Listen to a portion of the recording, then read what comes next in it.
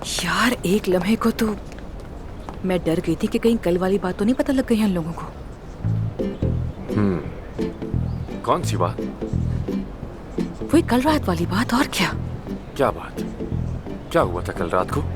कुछ नहीं, तुम सो गए थे डार्लिंग। डार्लिंग, लगता है कुछ लोग रात के असर से अब तक बाहर नहीं आ सके। आमिर। अच्छा ठीक है, तुमसे तो मजाक भी नहीं कर सकते। वैसे जो कुछ भी हुआ वो कुछ खास नहीं था, ठीक कहा ना? जाहिर है बेमानी सी बात थी, बस लस्सी के असर में हो गया था। खैर अच्छा, हाँ तुम जानते हो मुझे पता लग गया कि कल रात हमें किसने देखा था। किसने? वो अली बचाक जी ने। अच्छा, अली तो बस जाने ही वाला है और हमारे सारे मसाइल खत्म हो जाएंगे। तो क्या हमारा मसला सिर्फ और सिर्फ अली था?